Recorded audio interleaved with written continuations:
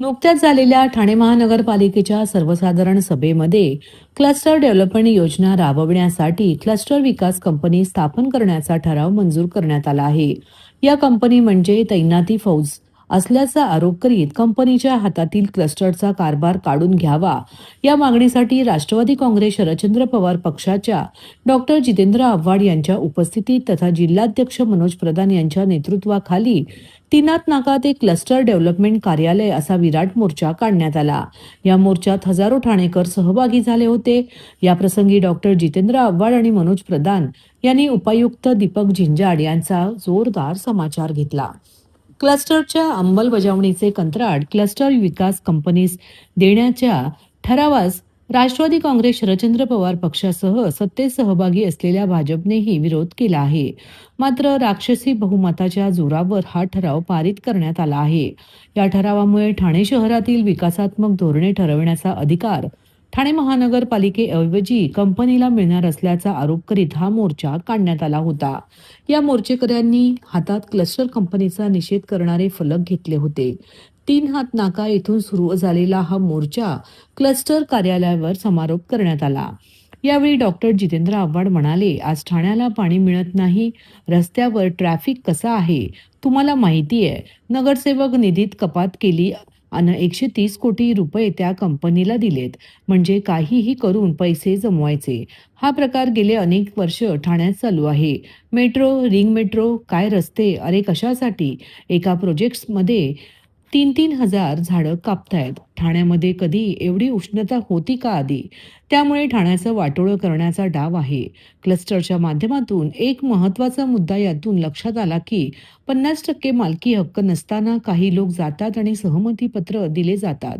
हे कोणत्या अधिकारावर दिले जातात? गोरगरिबांचं तोंड दाबूनच टाकायचं का तुम्हाला? अनेकदा घरे रिकामी करण्यासाठी तिथे लोक जातात. हे महानगरपालिकेचे कर्मचारी आहेत असे भासवतात. त्यांच्याकडे खोटे ओळखपत्र असतात. म्हणजेच जे जंतर मंतरवर दिसलं ना लाठीमार करताना ते कोण फालतू गुंड आले होते. पोलिसांच्या मध्ये उभे राहून तसेच लाठ्या मारत होते. अशी परिस्थिती ठाण्यामध्ये सुरू आहे असेही डॉक्टर जितेंद्र आव्हाड म्हणाले. या प्रसंगी प्रधान यांनी स्थानिक स्वराज्य संस्थांना भारतीय संविधानाच्या 74व्या घटना दुरुस्ती कायदा 1992 नुसार कलम 243W अन्वये दिलेल्या अधिकारांचा भंग केला आहे असा आरोप करून ठाणे शहरात 4000 एकरांवर क्लस्टरचं डेव्हलपमेंट होत आहे. आज या ठाणे शहरात 30 MLD पाणी टंचाई आहे. नावाचं भूत जे सैराट सुटलेलं आहे ते मुंबईमध्ये धुमाकूळ घालतायत, ते ठाण्यामध्ये धुमाकूळ घालतायत, ते म्हाडामध्ये धुमाकूळ घालतायत, SRA मध्ये धुमाकूळ घालतायत. मी महाराष्ट्र झाल्यानंतर माझ्या मेहनतीच्या पैशातनं घर घेतलं. ते घर कोणी डेव्हलप करायचं हे ठरवण्याचा अधिकार तुम्हाला कोणी दिला? ही मुंबईतली कथा. आता ठाण्यातली कथा हे सांगते. आज या ठाणे शहरात 4000 एकरवर क्लस्टरचं डेव्हलपमेंट होतं. आज या ठाणे शहरात 30 MLD पाणी आपण रोजच्या शॉर्टेज आहे. रेनी सीझन मध्ये टँकरचं पाणी चालू आहे आणि असं असताना 12चा FSI देऊन 4000 एकर डेव्हलप करून ठाण्याला विकायला काढलंय. आणि त्याचा विरोध करायला राष्ट्रवादीची लोक आज या ठिकाणी आलेत. आणि आमच्याबरोबर क्लस्टरमध्ये बाधित जी लोक आहेत, मध्ये आनंदनगरचे असो, मानपाड्याचे असो, कृष्णानगरचे असो, खोपटचे असो, ही सगळे लोक आमच्याबरोबर सहभागी झालेले आहेत. एक SPV तयार झालेली आहे. त्या कंपनीबद्दल कोणाला काही माहीत नाही, पण त्या कंपनीच्या मार्फत हे क्लस्टर डेव्हलपमेंट होणार आहे. आमचा या कंपनीला विरोध आहे. महासभेच्या ज्या हक्क आहेत ते काढून एका कंपनीला देण्याचा हा डाव आहे. पण ठाण्याच्या नागरिकांनी डोळे बंद करून ऐकून घ्यायचं. हे दिवस आता संपले. राष्ट्रवादी काँग्रेस आक्रमकपणे रस्त्यावर उतरेल. तसंच आमच्या मनात काही प्रश्न आहेत की महानगरपालिकेने 130 कोटी रुपये या क्लस्टरला दिले. तो खर्च कशावर झाला आणि दिले कशाला आणि का दिले? आणि 130 कोटी तुम्ही आज ठाण्यातल्या गरीब लोकांचे 12% आणि 20% प्रॉपर्टी टॅक्स वाढवताय. आणि असे 130 कोटी रुपये तुम्ही एका क्लस्टरच्या एका प्रायव्हेट कंपनीला देताय, नावं जाहीर करा, याच्या मागे कोण आहे, जी कंपनी SPV बनवत आहे त्याच्यामध्ये नावं जाहीर करा. आम्ही 12चा FSI तुम्हाला घेऊन देणार नाही. गरिबांना घर मिळालंच पाहिजे, त्याच्या मागे आम्ही सगळे आहोत. पण गरीब राहिले बाजूला आणि हे कमर्शियल आणि बिल्डरला सगळं घशात घालायचं, आपल्या आवडीचा बिल्डर आणायचा, त्याच्याशी आधी सेटलमेंट करायचं आणि मग त्याला द्यायचं, असा डाव आहे. प्रश्न एवढाच आहे, जसं मनोजनी सांगितलं तसं की 30 MLD पाणी आज कमी आहे. आज ठाण्याला पाणी मिळत नाही. रस्त्यावरती ट्रॅफिक कसं आहे तुम्हाला माहिती आहे. ही सगळी परिस्थिती असताना तुम्हाला रस्ते बुजवायला, रस्ते नवीन करायला पैसे नाहीत. नगरसेवक निधीला कट मारलाय, हे नगरसेवकांना माहित पण नसेल अजून बिचाऱ्यांना. 30% आदेश आला. हे नगरसेवक निधी किती होता? 1 कोटी 1.5 कोटी. आणि आता यांना देणार 50 लाख रुपये प्रभाग सुधारणा निधी, त्याला कट मारला. मग 130 कोटी रुपये कोणाच्या खिशात तुम्ही त्या कंपनीला दिलेत? म्हणजे काही करून पैसे जमवायचे. हा जो काय प्रकार गेले अनेक वर्ष ठाण्यात चालू आहे, मेट्रो, रिंग रेल्वे, काय रस्ते, अरे कशासाठी?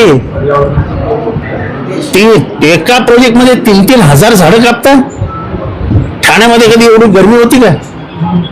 त्यामुळे ठाण्याचा वाटोळ करण्याचा डाव आहे हा. Ring railway, monorail, ring road, आता काय क्लस्टर, आज उघडकीला आलं क्लस्टर. आज हरित लवादाने निर्णय दिला आज की 200 एकर जमिनीवरती हे कचरा टाकत होते, आता तिथे बिल्डिंग बांधण्याचा प्लॅन सुरू केलाय. हरित लवादाने त्याच्यावरती ऑब्जेक्शन घेतलंय. दिघ्यामध्ये हा प्रकार घडलाय. म्हणजे कांदळवनात अशी तोडली आहेत राजकीय आशीर्वादाने की विचारता सोय नाही. कशाच काही राहिलं नाही. सर यामध्ये ठाणेकर बिचारे मतं देतात, त्या मताचा फायदा घेऊन हे जे नंतर काय लुटालूट करतात, दरोडा घालतात, त्या दरोड्याला काय बाण सुमारच राहिलेलं नाही. दादा, दात घासताय ना, मग पाणी का वाया घालवताय? ताई, भांडी घासा नाहीतर फोन पहा, पण नळ का चालू ठेवलाय? अंघोळ झाली ना करून, मग शॉवर चालूच. कपडे धुताय पण पाणी वाया जात आहे, त्याचं काय? गाडी अशी धुताय आणि उद्या पाणी कायमचं संपलं तर? पाण्यासाठी किती जणांची वणवण होते. कित्येक कुटुंबांना तर पाणी मिळतही नाहीये. पाणी बोलत नाही, पण आपण त्याची किंमत जाणली पाहिजे. पाण्याचा अपव्यय टाळा, परिस्थिती भीषण होऊ शकते. प्रत्येक थेंब जपा, पाणी वाचवा. पाणी ही निसर्गाची देणगी आहे. पाणी निर्माण करता येत नाही. पाण्याची बचत हीच पाण्याची निर्मिती. ठाणे महानगरपालिकेतर्फे जनहितार्थ जारी. धर्मवीर आनंद दिघे यांच्या स्मृतिदिनाचे औचित्य साधत त्यांच्या कार्याला आणि विचारांना सुरांची आदरांजली वाहणारे धर्मवीर ठाण्याचा हे गीत साकारण्यात आले असून या गीताचे अनावरण शिवसेना मुख्य नेते तथा उपमुख्यमंत्री एकनाथ शिंदे यांच्या हस्ते करण्यात आले. यावेळी खासदार नरेश मस्के, ठाणे महापौर शर्मिला पिंपळकर, महिला आघाडी प्रमुख मीनाक्षी शिंदे, शिवसेना गटनेते पवन कदम, शिवसेना लातूर जिल्हा प्रमुख सचिन दाने, सदाशिव गव्हाणे उपजिल्हा प्रमुख, अंकुश नाना कुंभार शहर प्रमुख, सतीश पाटील संघटक, बालाजी पवार गटप्रमुख, भगवान शिंदे, शुभम लोखंडे युवा सैनिक, नितीन कांबळे, विशाल कोल्हे, अमोल जगताप व सर्व लातूर जिल्ह्यातील शिवसैनिक पदाधिकारी उपस्थित होते.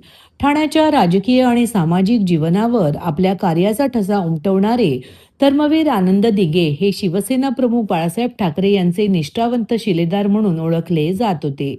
सामान्य नागरिकांशी असलेला जिव्हाळा, सामाजिक कार्य, हिंदुत्वाची भूमिका आणि शिवसेनेच्या संघटनात्मक विस्तारासाठी त्यांनी केलेले कार्य आजही शिवसैनिकांसाठी प्रेरणादायी मानले जाते.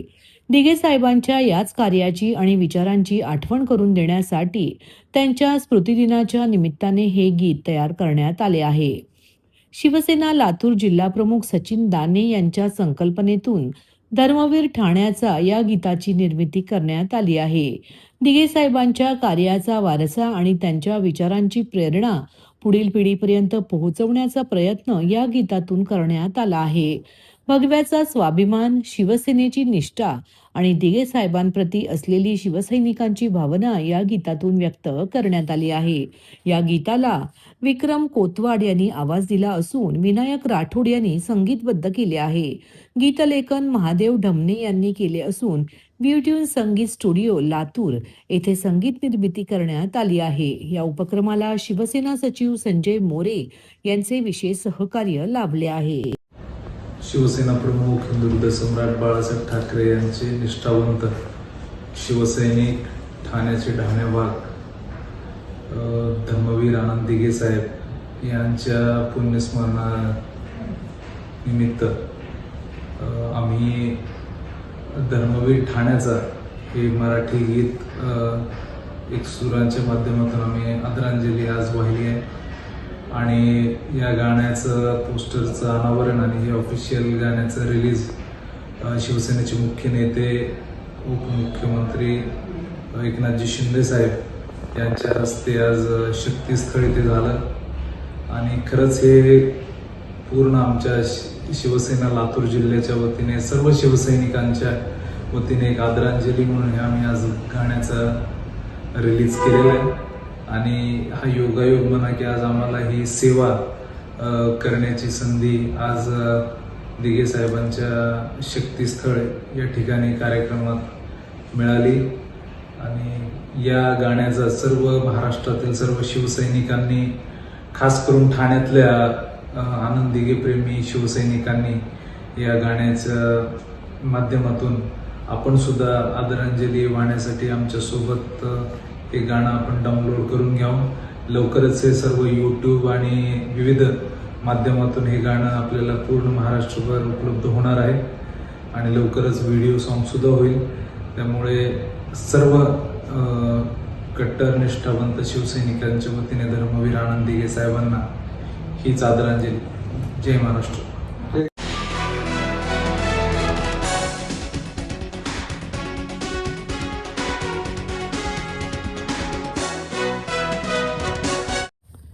धर्मवीर आनंद दिघे यांच्या पुण्यतिथीनिमित्त त्यांना विनम्र अभिवादन करण्यासाठी 26 ऑगस्ट रोजी तलावपाडी येथील शिवसेना ठाणे जिल्हा मध्यवर्ती शाखेत धर्मवीर आनंद दिघे यांना सर्वप्रथम अभिवादन करण्यात आले.